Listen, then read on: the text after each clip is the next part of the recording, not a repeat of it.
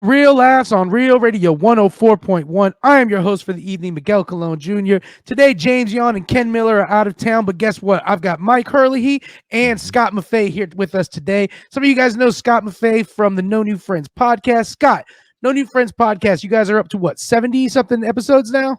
Yeah, we're in the 80s now. We're in the 80s, so we're getting close to that big 100. And you said your favorite episode or the most important episode is which one again? It is... So if you're just starting off, History Time is really a great episode to start because it's a recap of the first half. But my favorite two are The Smiling Coast of Africa and Other Internet Scammers, and then We Love BJ's and Costco. We Love BJ's and Costco. Now, this is about both stores, or is this about BJ's and the store Costco? Because either way, I'm in.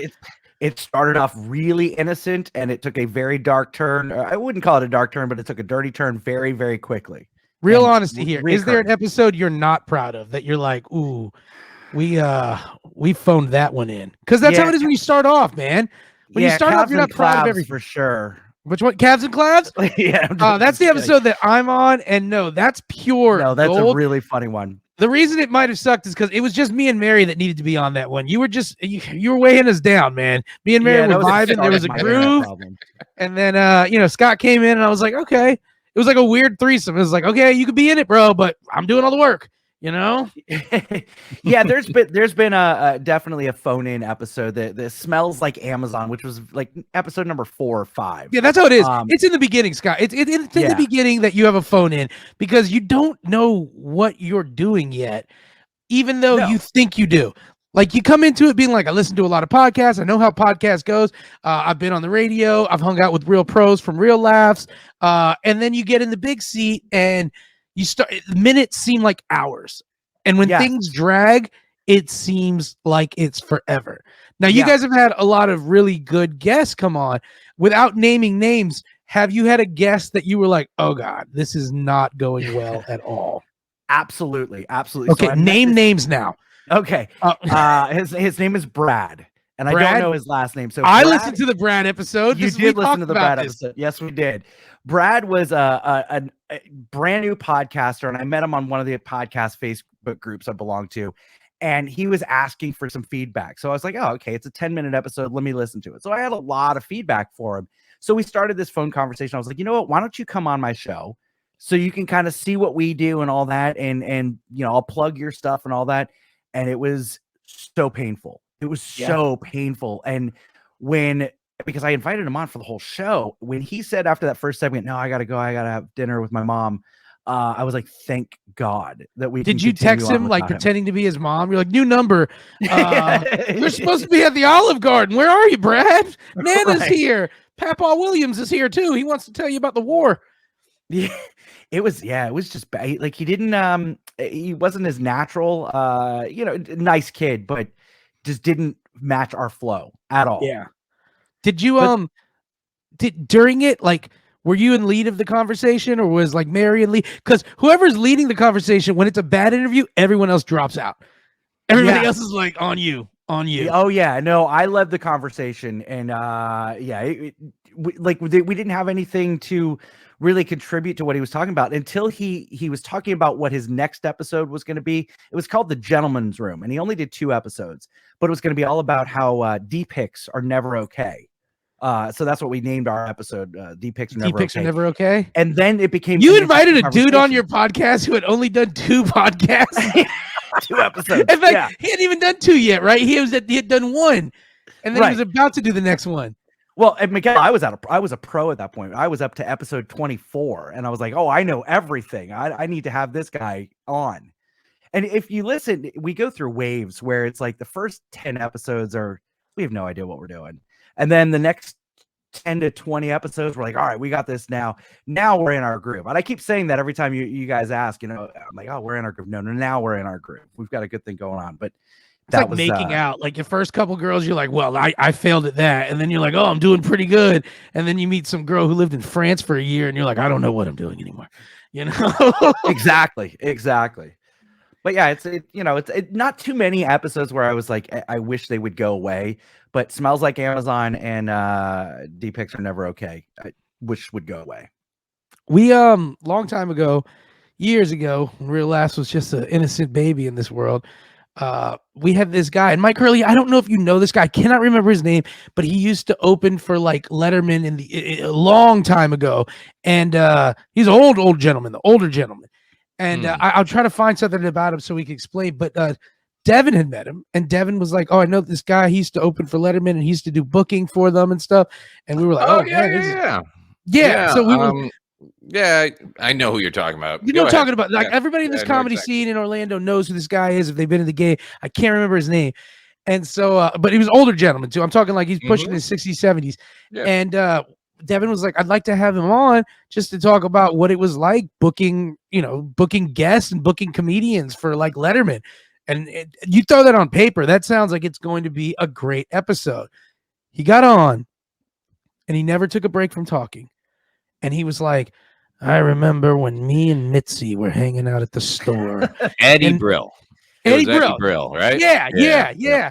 And he's like, and it went like that. And we were like, so what was it like working? And he never finished. He'd be like, me and Mitzi were at the Comedy Store one night, and this kid comes in. I'll tell you, George Carlin. And we're like, oh, wow. He's like, and then I went and got this sandwich. I used to make this great sandwich at the bar. I'm like, no, give me the Carlin. Give me the Carlin, you know? It was kind of like if you've ever heard Scott Maffei tell Yenny stories from high school in his car. He's like, so I had a car, and I painted it yellow and black. End of story. End of story. For you.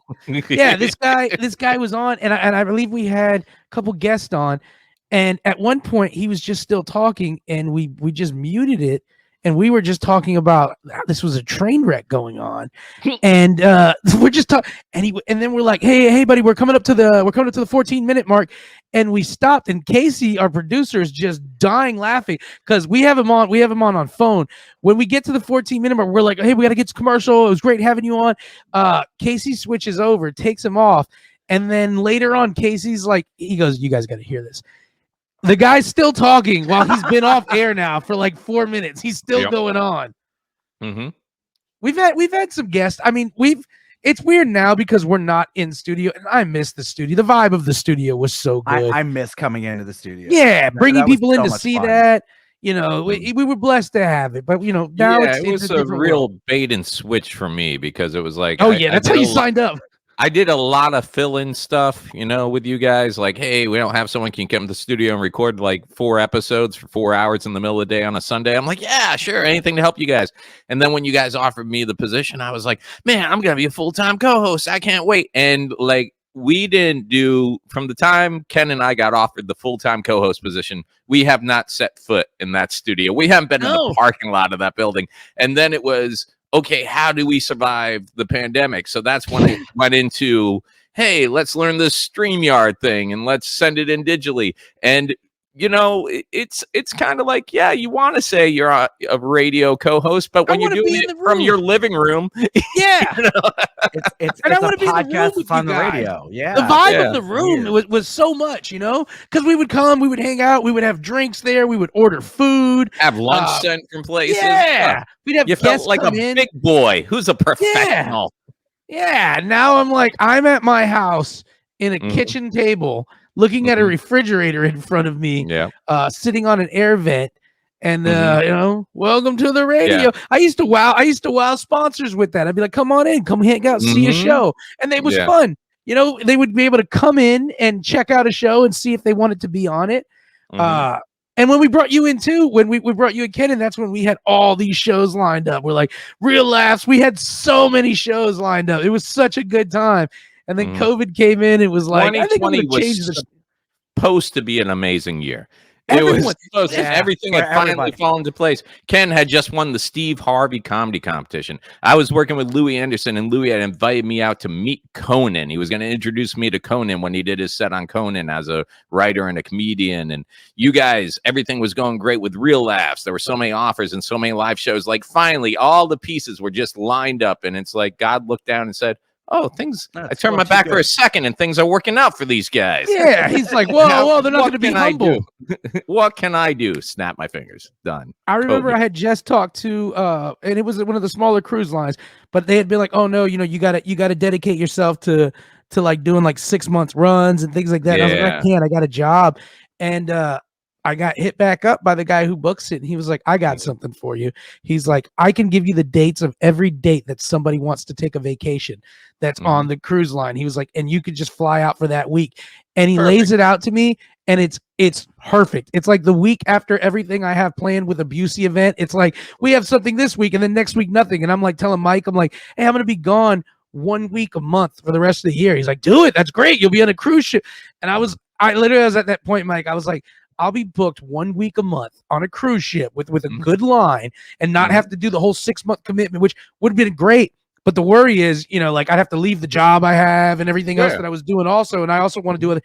And I'm like, oh my God. And I remember looking at the calendar. It was like 9 months of work, 1 week a month in all these different states. And basically it was going to be like, when Rob Little wanted to take his week vacation off, you fly out to Galveston, you pay for your own flight, but from there, everything's taken care of. And I was like, dude, this is great money and everything. Yeah. And then COVID was like, psych, that's not going to work for you. And by the way, the cruise industry is going to take years to get back into the position they were in to offer you that. Because now all those cruise guys, they were out of work for 1.5 years, 2 years, and they're like, they're not giving up anything. None of them are like, I want to take a week in the middle of my run for vacation. We need to give me a run. Yeah. I think though, I tell you, if money is the only thing that I really am going to lose from COVID, that's fine. But I don't want to pretend like I'm one of those guys who's like, hey man, it's all I lost was money. It's fine. It really did suck. And there's some people who lost a lot more. And that definitely sucks for them. Yeah. But there's nothing wrong with realizing stuff sucks for you. I hate when people are like, I can't dwell on my own problems. There's people dying. Yeah, but screw them. I'm losing stuff too, Well, that's like, I made a couple of posts about, hey, it's been cold in Florida, and there's always someone like, oh, that's not cold up in Minnesota. It's -2. Yeah, I don't live in Minnesota, pal. Yeah, I live in Florida. Like that's what makes what's happening here so rare, because we're not used to dealing with it. We don't have trucks salting our roads. We don't have, when you hit this, I'm like, you know what? I'll hit you in the summer when you're like, oh, I can't believe it's 99 degrees. I wasn't ready for this. Yeah, it's 105 in my car in the fall here. Okay, in the morning when the sun's not up. Let me just appreciate my suffering for what it is right now. Okay. Yeah, everybody, with this cold snap that's happening too, everybody's like making fun of us for posting pictures of us getting to wear our winter clothes. And it's like, oh my God, you think 40 degrees is cold? I didn't say I was going to die. I just said it was cold.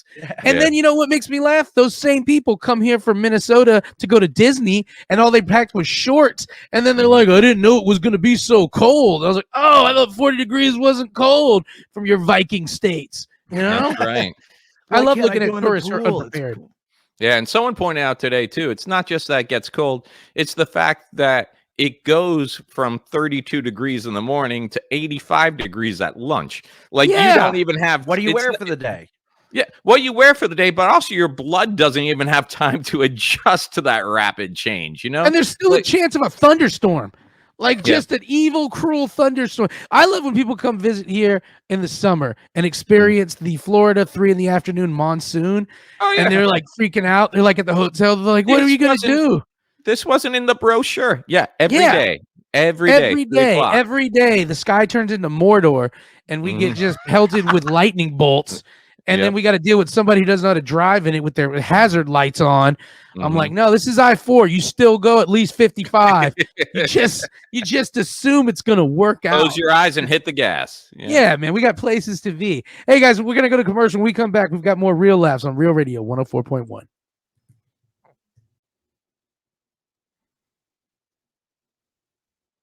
Welcome back to Real Laughs on Real Radio 104.1. I am your host for the evening, Miguel Colon Jr., joined in virtual studio with my good friends Scott Maffei and Mike Hurley. Now, Scott and Mike are both parents. I am not. And I want to talk to you guys about something. Now, Scott, we've talked about you and your children. You have a beautiful little girl, right? And then you have a son, correct? I've got a 21-year-old son, a 16-year-old daughter, and a 9-year-old daughter. 9-year-old daughter. So your 9-year-old daughter is the one that you were driving to school every morning, and she like... You had to wake up early, and you're like a bitch, and you couldn't do it or something like that. I remember. Exactly. Yeah. What was the deal with that? No, I'm busting your balls here, but what was the deal with that? So I have her on the weekends, and on Monday mornings I would bring her to daycare in the morning before school. So that was like 6 o'clock in the morning, driving her to daycare. And so now is she She's 9 years old. So what grade is that? She's in 4th grade. So what has changed in this year? Because this is like the, like before COVID, like super COVID times, as I refer to them, the before 4 times. The OG COVID. OG COVID days. Coronavirus. She was in virtual school, correct? Yeah, she was in virtual school like right after the shutdowns and all that for the, right after the longest spring break ever. She did virtual school. Yeah. And so now she's going to school, right? She's going to school. Yep. And look, schools don't even know from one school to the next, or even in the same school, how to handle positive cases. Some are like, oh, if there's no symptoms, bring them on in, no big deal. Others are 5 days or 10 days. They have no idea. It's so inconsistent. But yeah, she's in-person learning. There's no set policy from school, like it's school to school, not like a county or something. It's all over the place. I couldn't even tell you Seminole County is this, Orange County is this. I mean, Mary from my podcast, she's been on Real Laughs before. She has 2 kids in the same school, and they both had COVID, and one was like, okay, after she's not showing symptoms, she can come on back. The other one was like, if she's not showing symptoms, just bring her back. Doesn't matter that it's positive. So what, like, as a parent, like, how does this affect like you? Like I feel like every time I have my daughter, I feel like I'm taking it, like this could be the death of us every time she comes in, because she's around all this in public. Just leave her there. Have you thought about just leaving her there? I've thought about it. I've thought about not picking her up, letting her fend for herself. She's a smart girl. She'll figure it out. She'll make it. But let me ask you this true question to both you and Mike, though. Are there no more things like field trips and stuff like that now because of COVID, or what's that all about now? Actually, my kid's going on the Washington D.C. trip for spring break. So, the big trip, man! Yeah. So he's taking off that. So yeah, as far as that goes, that's going on. So are they like staying in a hotel and everything? That like, oh yeah, doing the whole hotel that's the big thing. one, man. Yeah, and it was funny too, because when it came time to sign up, they give you a year to pay for this. Like, they're like, do you want to go next year? And then you make like monthly payments on it. Juicing your paycheck and everything. And the ridiculous thing is, every summer I drive them up to New York. I'm like, dude, we pass Washington on the way up. I can just pull over. Like, I don't know why you need $1,300. There's nowhere I've gone that I've been to Vegas and it didn't cost me $1,300. Yeah, I came back with money, man. So, and then they were like, the baby's mom was like, oh, well, they're asking for some adults to be chaperones and volunteers. I'm like, oh, well, I would like to go to Washington. And she's like, so I was thinking I'd go. I'm like, oh, okay, well, if you're a chaperone, maybe we'll get a discount on. No, had to pay her part. So I'm like, so wait to work. I'm like, what is this? Disney what is this? Disney? Yeah. Like, I'm paying. So I'm paying for you to go, for him to go, and I don't get. I'm gonna get like the Washington Monument keychain or something like that. That's what I get out of this whole thing. And it depends on what region of America you're from, how the tour goes. Like, we're from the South. They're gonna be like, this is the capital where January 6th brave Americans stood their ground to teach a lesson. Yeah.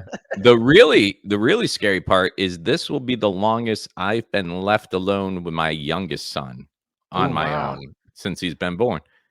Like, wow, so it's like a week long?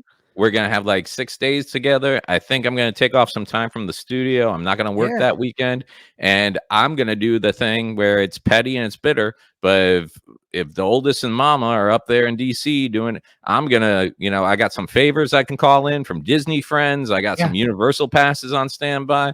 Me and Lil Man, we just got SeaWorld passes for Christmas. Me and Lil Man are just gonna I'm gonna be like Jeff Kaufman.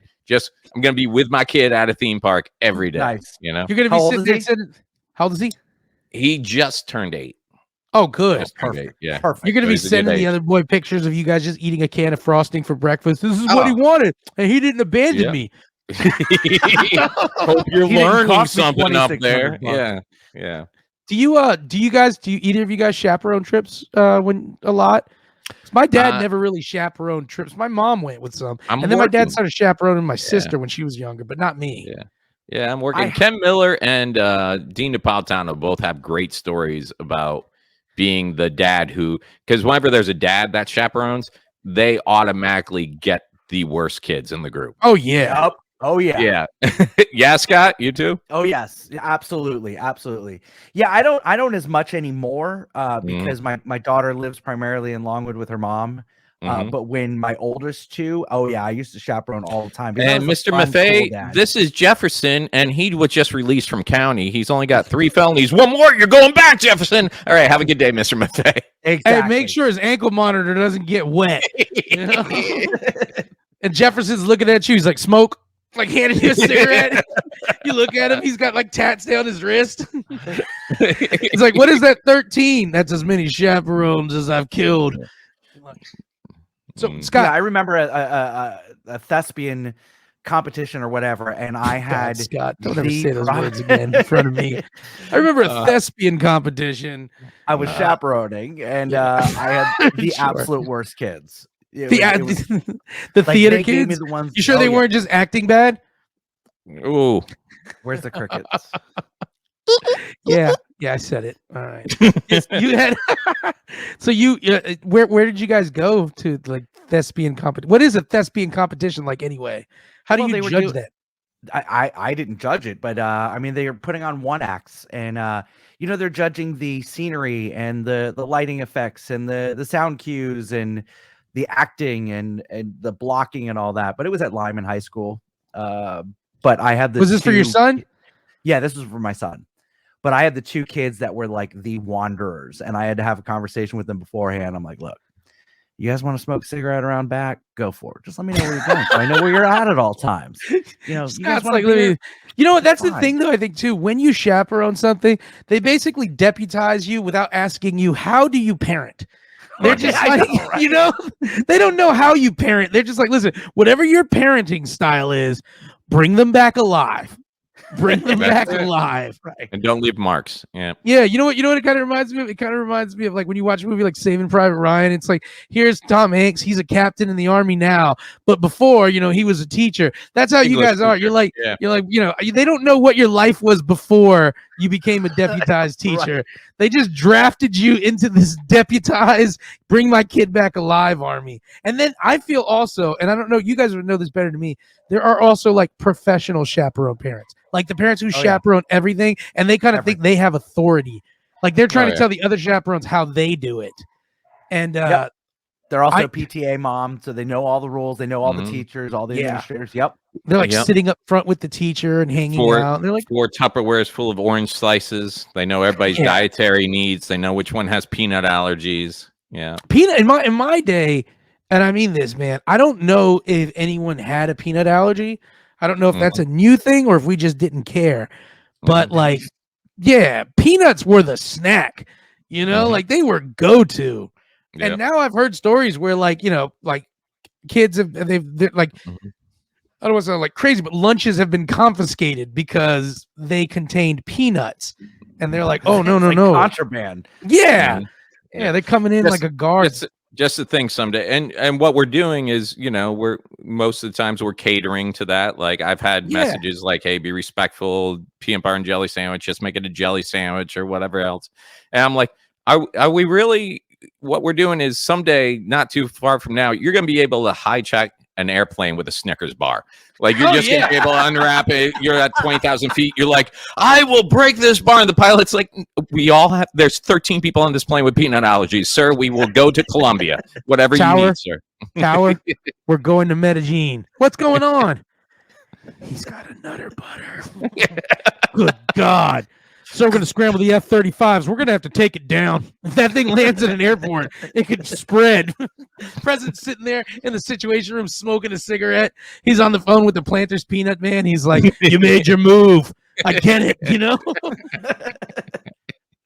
So let me ask you guys, have you guys ever snapped on a kid at a field trip? Because I had a mom snap on me, and I was much deserving of it.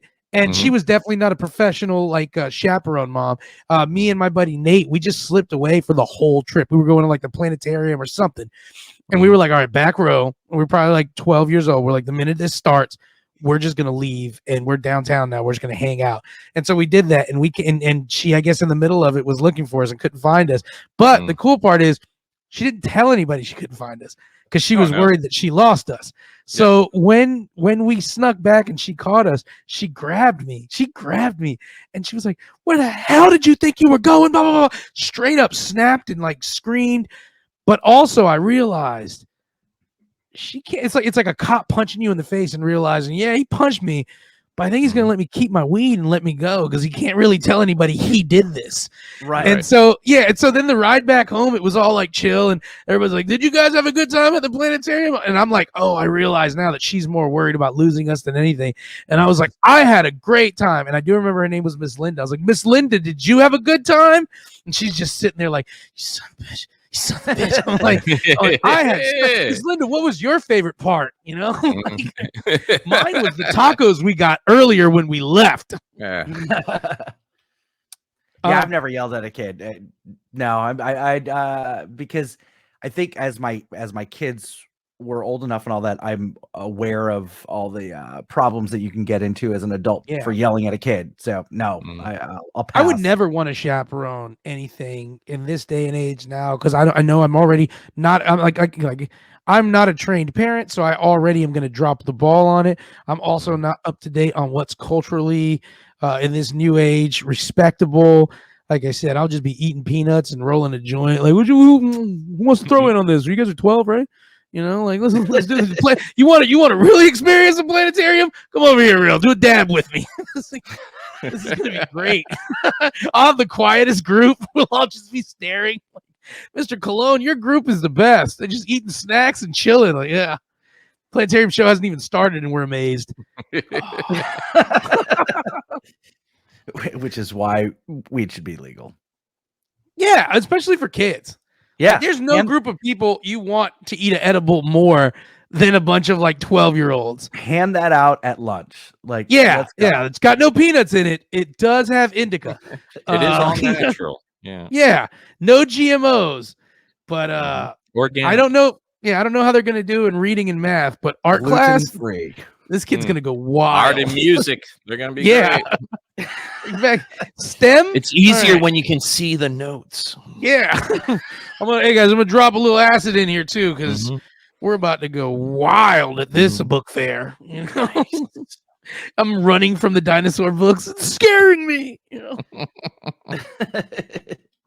Guys, we're gonna go to commercial in just a minute. Before we go to commercial, I do want to bring up that I've got the show coming up at the Orlando Improv on February 20th with myself, Jeff Kaufman, Morgan Gallo, Sean Madden, Dwayne Williams, and Marcus Crespo. So if you want to go to orlandoimprov.com or hit me up on my DMs on Twitter, or excuse me, hit me on my DMs on Instagram or Facebook and let me know, and I'll get you the links to all the tickets. We're gonna go to commercial. We'll come back with more Real Laughs on Real Radio 104.1. Laughs on Real Radio 104.1. I am your host for the evening, Miguel Colon Jr., joined in virtual studio with the two worst chaperones in the parenting game, Scott Maffei and Mr. Mike Early. That's why you're the worst, Mike. You haven't even tried it. No, it makes me the best because I realized what I lack in my no qualifications and took myself out of the equation. I think that makes me respectable as a chaperone. I actually will hold that truth, man. That's like, you're like, listen, guys, I'm barely getting it with my kids. I know my limitations. Yeah. Now, when you do last chaperone question, you always get your kid, right? They're not going to be like, no, you don't get your kid. Oh, yeah. No, yeah. You get their kid, and usually the teacher tries to put them with the people that she knows that they're friends with. So, like, you kind of get a core group that you get a little clique every field trip. Yeah. Like prison. Exactly. You walk in the yard looking at all the kids. You're like, don't look at them. They don't like hummingbirds. But we like hummingbirds. You know? Exactly. That's how a kid mentality to me. Mike Hurley has told us the joke before about his son saying that if his friend stopped liking Ninja Turtles, then he would never be friends with him anymore. Yeah. And that's as important as it was when I was a kid. I remember that. I remember getting my heart broken because my buddy was telling me, we were like, we had to be like 10 years old, and I was telling him about like Transformers, and he was like, I like GoBots better, and I was like, oh my god, I didn't realize you were mentally ill, and I was like, oh my god, nobody liked GoBots better than Transformers. That kid went on to torture animals. Yeah, that's how I felt. I was like, because I had a couple GoBots because I had aunts that didn't get it, and sometimes they're like, hey, I got you a Transformer. I was like, really? It has no effing face. This is not a Transformer. This is a GoBot. You hate me. if it transforms simply by flipping it over, yeah, that's not a transformer. I wanted there to be engineers involved with this at the Kakagawa University, and they're like, like working. GoBot was just like, check it out, man. I could pull legs out from the back, and now it's a and now I'm it's a Corvette with arms and legs. Yep. Transformers were like, turn it 360, and that dinosaur also becomes a jet. And you're like, oh my god. Was there ever like knockoff things that you guys got that you're like, okay, we don't have a lot anyway, like we're a working class family, I can't be mad, but also read the goddamn fine print, Dad. I had the GoBots was one that like I would always be like, not a GoBot. They'd be like, we got you one of those robot toys you like. I'm like, this feels like it's made of metal. GoBots are made of metal. Not a GoBot. And then another one that I used to get were like the BS, not Matchbox or Hot Wheel cars. And you're like, this is nothing. It's not even gonna fit on my track. The really wheelbase is off. Yeah, for me, I didn't really get the knockoff off brand, but I was always one game system behind. Yeah. So for example, Super Nintendo's coming up. I'm just getting my original NES. Yeah. Nintendo 64. Now I'm getting my Super Nintendo. I was always one game system behind. And I remember, like like my father was in the Marines, man. We had a good working class life, man. We had some financial setbacks, but it wasn't like growing up, I didn't have food, I didn't have shelter, I didn't have any of that, So we were good. It was still just taking care of 2 kids and a family and having to pay for life. So, like we'd have to budget, and there was just, my father had bought a house in Oklahoma when we were stationed there and could never get rid of that house. So we were always paying that mortgage. And I remember growing up as a kid, being like, one day we'll be able to get rid of that house, telling my sister, and then I'm pretty sure we're going to have Sega Genesis, and because I know he's going to spend that money on us. And then I always remember hearing about the Montgomery Ward card when I was a kid. I'd always be like, if I heard my father and mother arguing about the Montgomery Ward card, I was like, well, looks like we're not going to the movies ever this month because the goddamn Montgomery Ward card, which I don't know what those words mean. In my house, it was one of those things where we always got the generic or the knockoff first. But the thing was, if you showed your parents that you were learning and really interested in it, then you would move up. Like when I wanted to skateboard, they didn't go out and buy me a Tony Hawk skateboard right away. They got me one of those cheap Nash. You remember Nash boards? Nash. Oh. Yeah. And it wasn't even like a Nash. If you guys remember Nash boards, they weren't like everybody else is skating on these wide boards, and Nash kept like the skinny surfboard. Like you guys knew. So I'm sitting there trying to be part of this skate rat pack in Port St. Lucie, going up to Cumberland Farms and hanging out and trying to learn to ollie. And everybody else has these nice boards, and I'm just on this thing that looked like it came out of the 50s. Like someone took a piece of plywood and took roller skate wheels and like made their own board. But Marty McFly just took apart a scooter and gave it to you. Exactly what it was, dude. But the thing is, once they saw me out there every day working on it and trying and everything, it was like 6 months later, it was Christmas, and they got me a Tony Hawk medallion, like the nicest deck with the wheel, and it was just great. And the same thing happened with when I wanted to get into doing roller hockey down here. It's like I didn't get rollerblades I asked for. I got these Veriflex Kmart brand. And I'm so glad that's what they got me, because those things took such a beating learning how to rollerblade and tore up the toe and everything. And then, for my birthday, I ended up getting these nice Bauer $350 skates. So with my parents, it was like, look, you're a kid. We're not going to buy top of the line anything until we see you're serious about something. And when you're skating around on a Nash board and all your other friends have like nice boards, you learn real quick, like, okay, let me figure out how to ollie so I can up on this board real quick. And then when you finally got on a skateboard that had like good trucks on it and everything, you're leaping above people because you're like, oh no. That's it. That's it. I learned on the McFly 300. It's like putting weights on the bat before you go out to take swings, You're right. You're like, so your guys' skateboards are made of wood. Mine was made of iron. And my dad was the same way with cars. He was like, when we got our license, we were allowed to, if we chipped on insurance, drive one of his cars, but he wasn't going to buy us a car straight out. And he's like, look, your first car is going to be a piece of crap, but I would rather you have a piece of crap car that you bought with your money, because you're going to appreciate that a lot more than any brand new car I give you. And he's like, and you're going to do stupid things when you start out as a kid with a car. He's like, so having a piece of crap car is going to teach you to appreciate it. And I'll tell you, this last year when I bought the 2021 Rogue, that's the first brand new car I ever bought in my life. I knew it was the dumbest thing to do to buy a new car at this time when chips are all-time high car prices. You know, the But you needed microchips a are new in shortage. car. I just wanted the feeling. I knew you drive it off the lot, you're losing 5. I just wanted for once in my life to be the guy who picked out, I want that one. I'm leaving with that one. And I'm the only one who's driven that one. I just want that feeling once. Mike, everybody gives you that whole, like, once you drive it off the lot, you'll never get the value back. You're never going to get the value back of the car. You know, it's never going to happen. That's like when people are saying, oh, yeah, I want to put a pool in my house. I know so many people are like, oh, a pool's not going to add to the value. And adding more to your bathroom, a pool's going to add to the value of my life. When I get to go outside every day and swim in my pool. And then everybody, when you're talking about houses, they're talking to you like you're about to flip your house in 3 years. You know, they're always like, oh, I don't know. You know, I don't know. I'll tell you what, man, I probably spend we got an outdoor pool. I probably spend $100 on chemicals every month. I got the pump running all the time. The boys usually take off to New York during the summer for like a month and a half, 2 months. So there's really about maybe 2 weeks throughout the whole year that they're in the pool.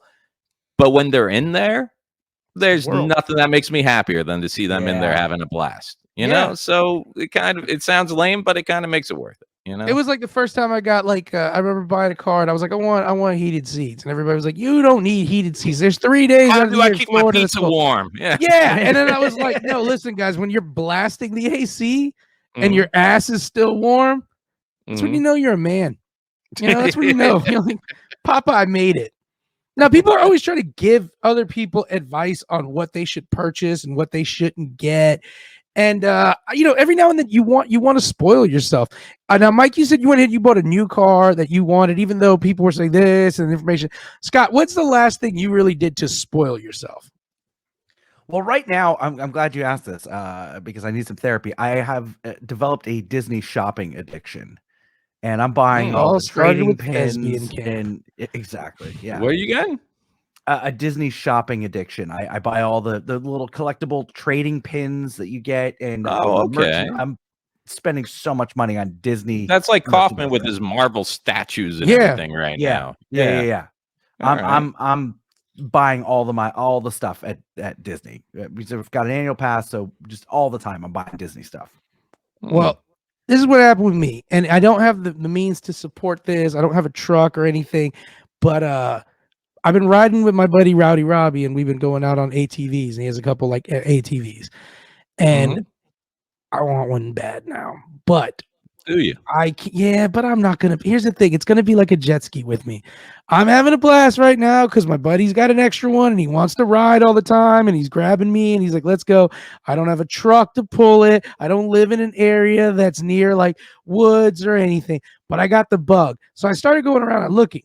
And the thing is, you can finance them really cheap, and if you have decent credit, you don't have to put anything down. You know. But they are still like a good one that I'm going to need is like $8,000. And I'm like, dude, there's so many other things that I could do with that $8,000, even if I'm making payments that will be more beneficial and I'll probably enjoy more.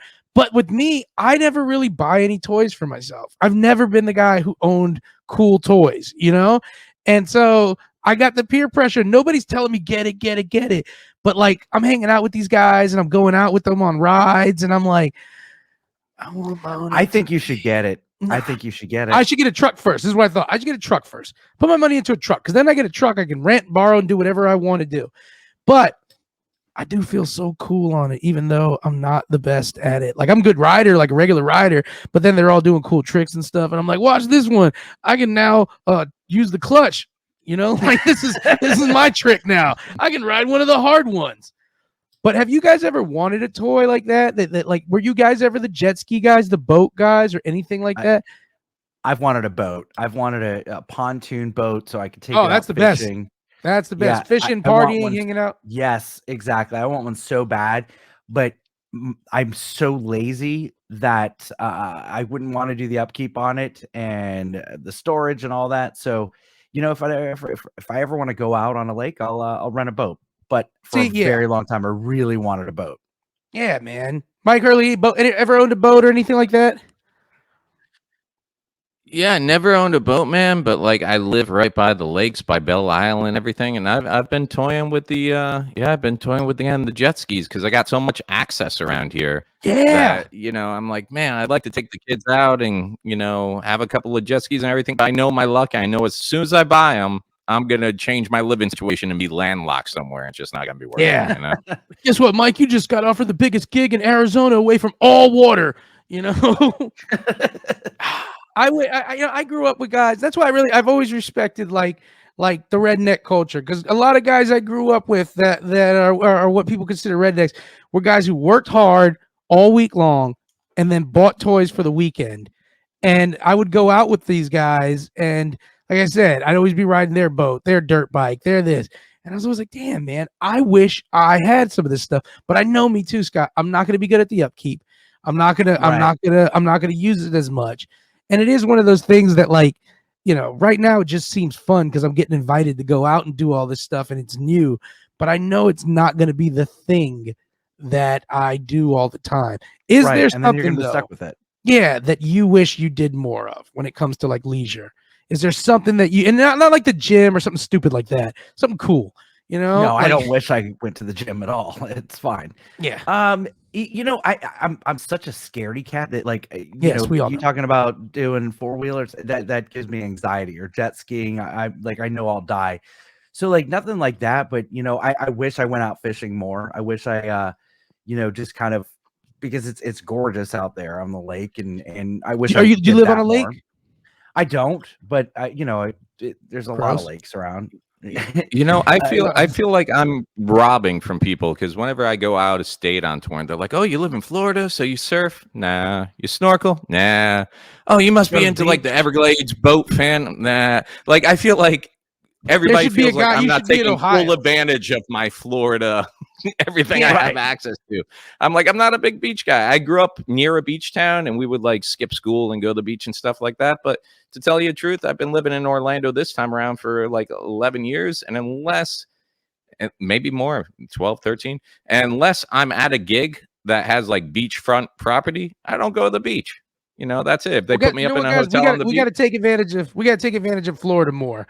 Because right now there's a guy in Ohio who wants to hang himself, and we're like, I'll go to Disney maybe another day. And you know what? Like, I'd love to do one of those fan boat things. Is that what they're called? Fan boats? Like, airboats. They got tons of them. And the airboats in Kissimmee. So if you're listening and you got an airboat thing, and we can work out some advertising things, and you want to take, like, I've got an airboat hook up with the Airboat Outlaws. Of course, you got an airboat guy. If you guys want to go airboating, I will take us all airboating. Let's do more Florida stuff, guys. That's today's episode of Real Last, brought to you on Real Radio 104.1 with my co-host Scott Maffei and Mr. Mike Hurley. Thank you guys so much for tuning in, and we hope to hear you guys, or we hope to have you guys listen to us next week. Bye. Mike Hurley on TikTok.